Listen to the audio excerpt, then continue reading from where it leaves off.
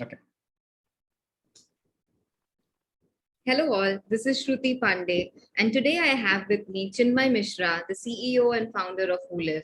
Not just one startup, but he's been having like startups for himself, and the last one had a successful exit. I'm talking about the Ellie's Health, and after that, you are currently the CEO and founder of HooLiv. So it must be a really, really great journey for you, sir. So congratulations on that. And before I start off my questions, I just want to let you know that it's really an honor and privilege that I get to ask you questions, and thank you for doing this.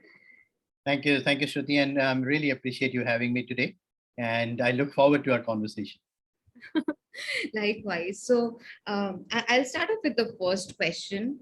Sure. And in case these questions are very, very honest or straightforward, you can let me know. I can change the questions on fly. You can let me know. All right. So we have a flip the question option. Yeah. So first question is a successful startup the ultimate aim for an entrepreneur? Is a successful exit the ultimate aim for an entrepreneur? I mean, successful startup definitely, but successful exit. No, I don't think, Shruti. I think all of us, when we get started, the last thing that we have on our minds is actually an exit. Exit just happens. It's very serendipitous. You never know from which corner you might be getting an exit option. So, but yeah, to be very honest, I don't think we start with that intent. And as everyone knows, success to all of us means very different things, right? To some it's a monetary success, to some it's just the pleasure of the journey, and there's no right or wrong. Everyone has their own definition of what looks like. So, but I think definitely, if you ask, all the entrepreneurs, 9 out of 10 would say exit is not something that we had in our mind. When it happens, maybe you take into account a lot of different factors. You take into account things that are happening in your own personal life, in your, the personal lives of the colleagues that you work with. You take into account your business, the point that you are in, how far can you stretch. There are a lot of considerations that you take into factor before saying, okay, you know what, I want to exit, right? But it's extremely tough because, as cliched it may sound, but is having a startup is actually having a baby. It's your own baby. You have nurtured it. You have given your 25 hours a day, 8 days a week. You have been at it, and so to hand it over to someone is an extremely difficult. And I remember, when we were getting an exit, I think even till the day that we were signing, we're still not sure if we should go ahead with it. My partners would be like, "Yeah, try karte hain thoda, or let's be it. Why are we giving it?" And you're overwhelmed with emotions. But I think at the end of the day, yeah, it turned out good for us, no doubt. But it's just handing your baby to somebody else and seeing your baby finally leave the home. It's very surreal, So it's never an easy decision. I can only imagine like giving your baby to someone else. Like Absolutely, sounds really a tough thing to do. And I started to have this perception because hearing from many different founders that exit is the thing that they're dreaming for. But now I understand, no, it's not like that, and there are many factors to really put into picture. Makes sense. Absolutely. I think I given an option, Shruti, I would run HooLiv to eternity. I would never exit.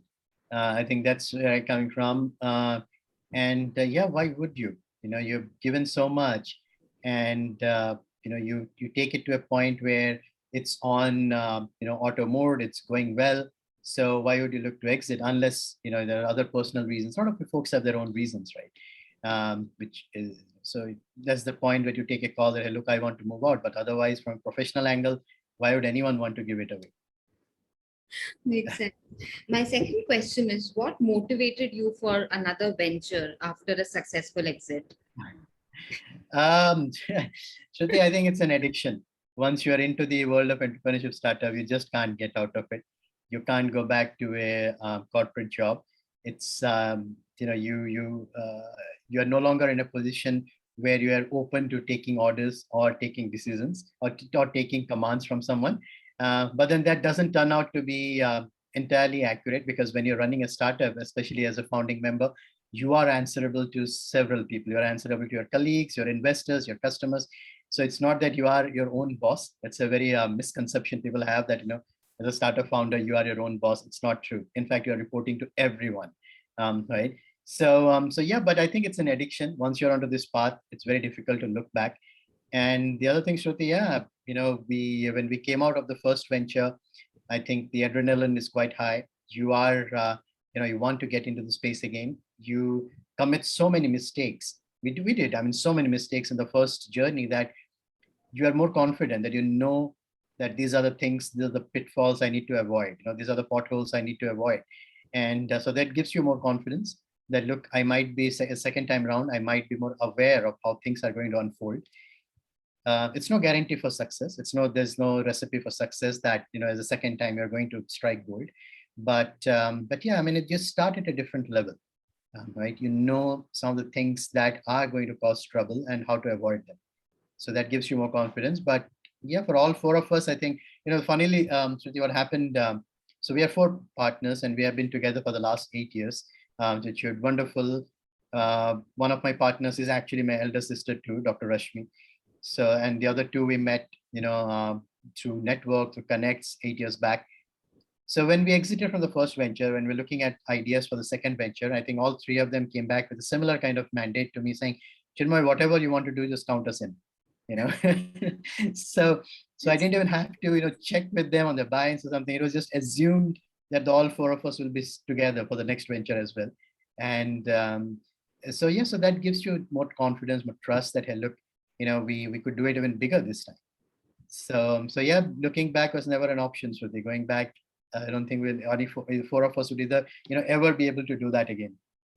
And I'm just tempted to ask you this right now. So once the exit happened and you were thinking of starting something new, like the idea just comes to you as a lightning, or does it take time for ideation and thinking, okay, what's next? No, I think the eureka moments are overhyped. I don't think we really have eureka moments as such. We were definitely looking out for what to do next, and a few different things fell in place. One was that because of the acquisition, we were not allowed. Typically you have contractual clauses which prohibit you from working in that space for a certain number of years. So, and that my previous venture was in the health space, and all my professional career I have been in the health space. So once that space was out, everything else was the same for me. I didn't know anything else, and my other founders were also from very heavy technology background. So we wanted to do something different, and we were on lookout for ideas. And we actually started from very different thing. We somehow we stumbled across old age homes, and we wanted to create a daycare for elderlies. That's how the idea started. We said, we thought if you look at the elderly segment, the only two options available to them are some nursing homes, which are extremely poorly run, where we would never let our grandparents go or parents go. And on the other end, you have very high-end projects like an Ambi Valley and so on, which requires significant investment on part of a family, right? So there is nothing in between. So we started with the idea that why don't we have a daycare for elderlies where we pick them up in the morning, they spend the entire day there, they work on some activities which they used to, maybe during their professional lives. We source the projects from industry and we ask them to work on it. Or if we have a bunch of people who are very passionate about cooking, we can even run a dabba service kind of thing, keep them engaged, get them some money in and so on, and then drop them back in the evening. We started with that, but quickly we realized that maybe India is slightly behind the curve when it comes to the elderly care market. Families may not be very willing to, let elderlies visit some, a daycare center kind of thing, because there is a bit of a negative connotation or a taboo with it. So maybe we are slightly behind the market with that. But if you look at markets of Southeast Asia, Singapore and all, I think they're doing it very well. We will have it maybe in 5 to 7 years time when that taboo eases out a bit. So we parked that for that moment. And we said, okay, if this is out, what should we look at next? So, and since we were in this space, I think shared accommodation is something that, just stuck with us. We said, okay, what can we do next in shared accommodation? So then we had a couple of options. We were looking at student housing. We were looking at housing for executive professionals, working professionals. And we just started with the student housing segment because that was a space that we could relate to much better. Having gone through that in some phases of our life, we could relate to the problems. And when we looked at the market, when we did a lot of survey of where things stand currently, because I personally went through that 20 years back. So I believe maybe things might have changed. But to our surprise, not much has changed when it comes to student housing, when it comes to what we call PGs or hostels, right? Not much has changed. The infrastructure we came across were very rundown infrastructures. The amenities were very poor. There were strict contractual clauses between the tenant and the owners, and lack of security, privacy, and so on. So we said, this looks like a good space to get in, very virgin space. And so that's got us started into the whole student housing. And then we had an option of either looking at the metros or the tier one, as we call, or the non-metros or the tier two. And I think that's where a philanthropic side of us came in. And we said, why don't we look at a tier two of the non-metros? Because that's where there is an option to make a real difference. The kind of assets that students have to compromise with in these cities, for example, say Meerut or even Jaipur, Patna, Bhubaneswar, and all, some of those assets are in a very pitiable condition. So if we could take them up, turn it around, provide a better living experience for students, we could be creating a meaningful impact in their lives, as they go ahead. So that's how we got started, Shruti. So so coming back, it's never a one eureka moment that just sitting and saying, okay, I want to do this. This is an idea. I think it just the pearls just string along, right? One thing leads to another thing leads to the third thing, and by the time you all four are brainstorming, you come out at the end of the day with saying, okay, this is what we want to do. And trust me, you start with that, but a year, 2 years, 3 years down the line, you might be doing something completely different, which you might have never even thought of. Right? But yeah, at least for a starting point, that's how we come along. It's all things come together. Wow. I hope that answers. No, this is amazing. And it makes me, remember one sentence which we say in Hindi ki बुढ़ापा भी बचपन का पुनरागमन होता है. Like your old age is actually a repetition of your childhood. And if that idea doesn't stick really for the Indian market now, for the old people or for the elderlies, it really does make sense for the youngsters. So absolutely. I think, it's like if you do this, you can. Yeah, we are in fact quite passionate about it. We at some point in our journey at HooLiv, we will be picking that up. Maybe in 5 to 7 years time. We're definitely not letting it go. That's amazing. And I actually want to congratulate you for the thought, because I mean, I remember when growing up, there came a stage when I was still in school and Bhagwan was a movie, and my grandparents were like, okay, this is what's going to happen with the elderly as they get old. So it's good. I mean, there is a way to bring respect to it. There is a way to make it more honorable. These kind of options. There is nothing wrong with it. I mean, there could be daycare crash for kids. Why can't we look at a daycare concept for elderlies who are anyway sitting at home? Maybe they're idle, and an idle mind is a devil's workshop. So why don't we get them on, keep them engaged throughout the day, let them even earn something, and that gives them that financial freedom. So I think maybe in 5 to 7 years time, Indian population would be warming up to that for sure. Right, and it's also about the honor, right? I mean, it's not just about earning something, but Certainly. if there's a gentleman who's been working for all his life and suddenly he feels like, okay, what's my use anymore? He gives that honor back. So, absolutely. Commendable idea. My final question, it literally breaks my heart that this is the last question. Final question is, what does it take to work for a startup? So it could be for youngsters, for people like me, or like kids thinking about joining a startup, or laterals for that matter. But what does it really take to work for a startup? Interesting question, Shruti, and one that's a hot topic on all social media, work for startups and so on.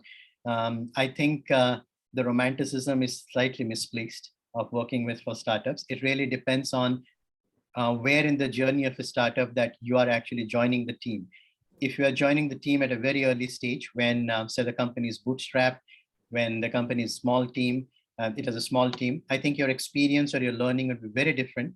You would be part of the growth curve. You would be the one of them who would be worrying about how to build your own team, how to pay their salaries, and so on. I think it's a very different ballgame. If you're joining a startup, say, which has raised significant capital and so on, there's nothing right or wrong again, which has raised significant capital.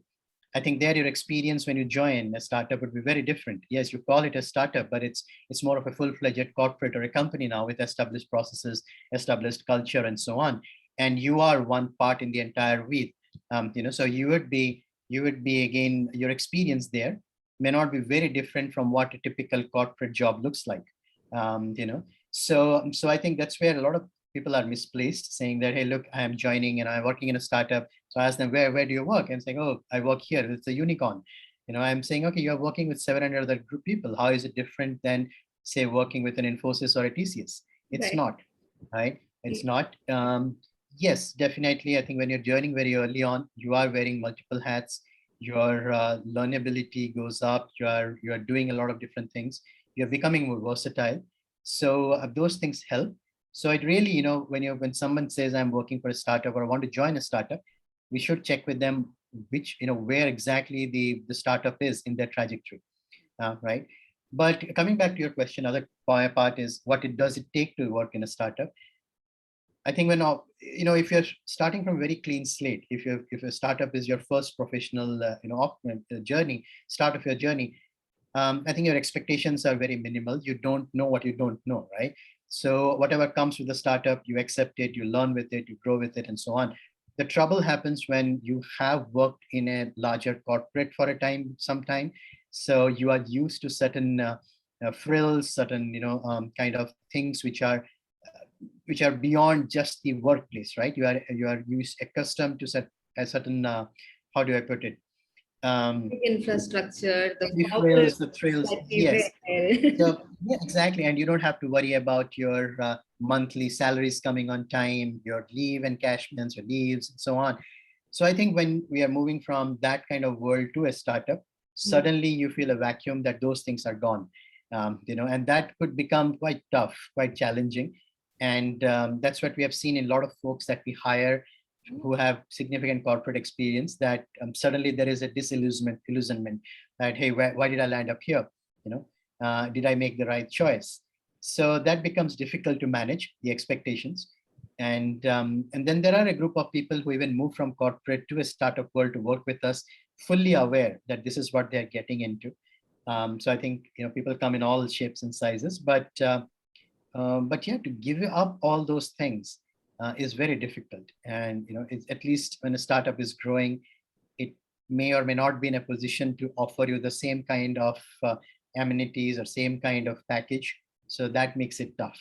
you know so yeah, again, I mean, I sound of the risk of sounding repetitive, Shruti, it really comes down to where the startup is in its journey, because I see that happening so many times in social media, where people are saying, hey, I joined a startup, I know I want to work for a startup. Good question, what kind of startup? What is the startup? So yeah. Right, so true. I mean, you reminded me of my romanticism, right? When I moved from MNC or bank to a startup, my romanticism was, okay, now people will appreciate me for who I am. Because, Yeah. typically in other corporates, you're like, you can't bring your whole self. And in Yeah. startups, you can just be who you are. No. And that was my romanticism, really. I didn't care about what stage it was. I just was Yeah. happy that, okay, now I'll be appreciated for who I really am.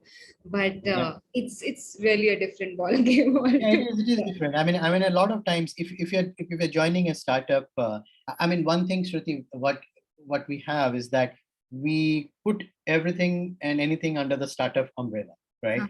I mean, there are beautiful rules. There is a rule. I'm forgetting the exact one. I think it's a 2200 2000 rule or something like that, which says that if you have raised more than 20 million, or you have more than 200 employees, or your I think your revenues at 2000, something like that. There are Okay. three numbers. You Okay. should not be called a startup. It's a full-fledged company. Correct. But I think here the lines are blurred. Even unicorns, large. I think this day before yesterday, I think I commented somewhere that Zerodha won a Startup of the Year award somewhere, and I was like, Zerodha is still a startup. So everything gets clubbed, right? So imagine that. I mean, all due respect to them. I mean, if you're working at Zerodha, it may not be wholly different the experience than working in a larger corporate, right? So what all you're doing is that you are leaving a 9 to 5 job to come and work at a 9 to 7 startup. That's the only change that you might see at the end of the day.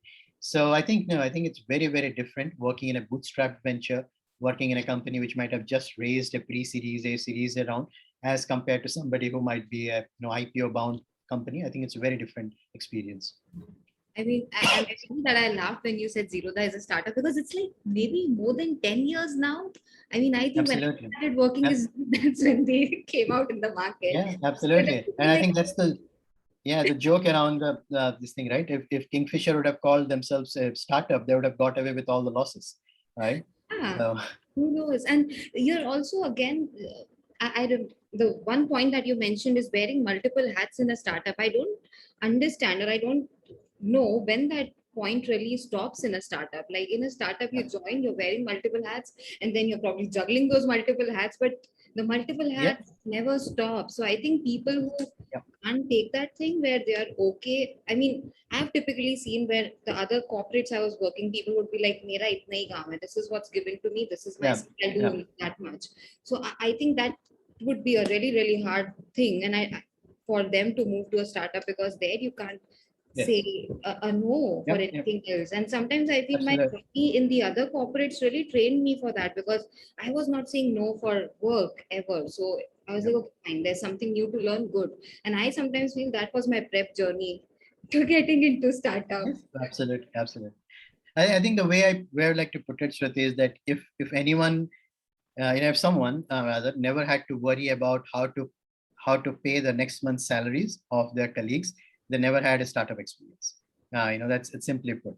Unless you have gone through that grind, if you are not worried about your paycheck, then you're still doing a corporate job. Wow, that was profound. Seriously, that was profound. Thank you so much, sir. I mean, I asked you three questions. I feel like asking you so many more, but I'm really glad that you gave me your time and you gave me this Sure. opportunity to ask you these questions. In case you have any parting thoughts for people who would be listening this, and I hope they make the most use of it because these are the things which people don't really candidly talk about. So I'm glad that you answered them so vividly. And in case there are Sure. any parting words, I would really appreciate it. Thank you so much, Shruti. It was a pleasure speaking with you, of course.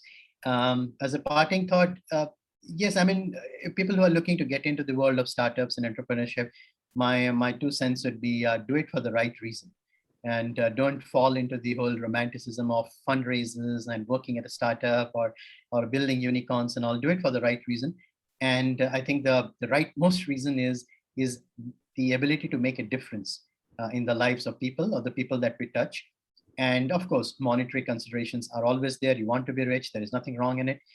You want to be your own boss, your own leader, something wrong. But whenever you take this plunge, do it for the right reasons. So I think, yep, that's about it from me, Shruti. Thank you so much, sir. Thank you so much. Sure. Thank you, Shruti. Appreciate and you. Good luck to your all your future endeavors. Thank you.